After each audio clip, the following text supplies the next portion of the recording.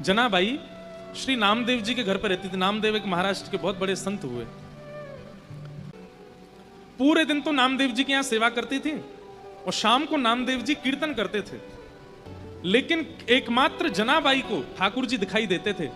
नामदेव जी जब कीर्तन करते तो ठाकुर जी नाचते हुए आते थे और खूब जोर से नाचते थे। कहते हैं श्री जनाबाई मंदिर नहीं जाती थी। तो नामदेव जी ने एक दिन टोका, ए जना तू मंदिर क्यों नहीं जाती? बोले मंदिर वो जाएं जिनको ठाकुर जी बाहर नहीं मिलते, मुझसे तो रोज मिलने आते हैं।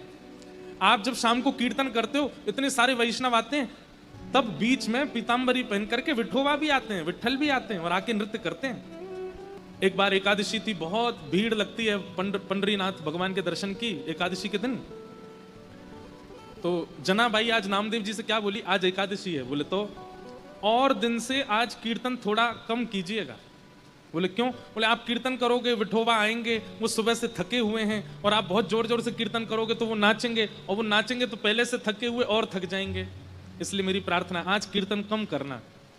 तो सब लोग कहते, बोले अरे जना तू कैसी बात करती है, बल्कि आज तो एकादशी, आज तो और दिन से ज्यादा कीर्तन होगा। तो जनाबाई रोती थी, चरण पकड़ लेती थी। बोले मैं आपके हाथ जोड़ रही हूं, आज कीर्तन कम करना, नहीं तो विठोबा के पांव में दर्द हो जाएगा।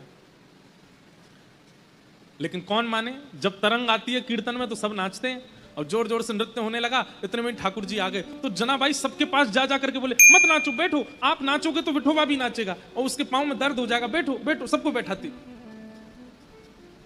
ठाकुर जी बोले ए जना तू सबको बैठा मत, नाचने दे।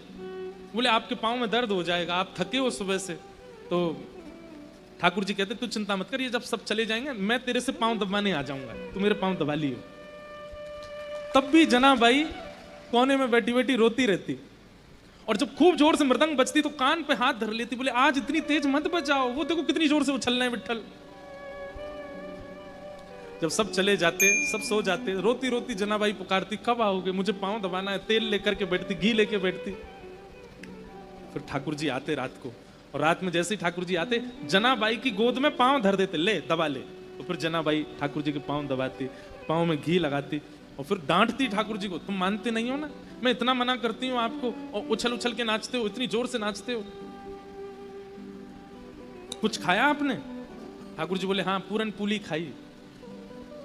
अच्छा, और कल क्या खाया था आपने? बोले कल भी पूरन पूली खाई। और परसों क्या खाया? बोले परसों भी पूरन पूली खाई। जनाबाई बोली रोज पूरन पोली खाते हो? बोले मंदिर में यही बनता है, रोज एक सा ही प्रसाद बनता है। तो जनाबाई बोली मैं कुछ और बना के खिलाऊं? तो ठाकुर जी बोले बनाओ। तो जनाबाई बनाने लगी। ठाकुर जी बैठे थे तो जनाबाई बोली बैठने आए हो? बस मेरे छोटे छोटे हाथ हैं, मैं भी तो थक रही हूँ, चलो आओ मेरे साथ बनवाओ। तो ठाकुर जी सब्जी अमनिया कर रहे थे जनाबाई के साथ।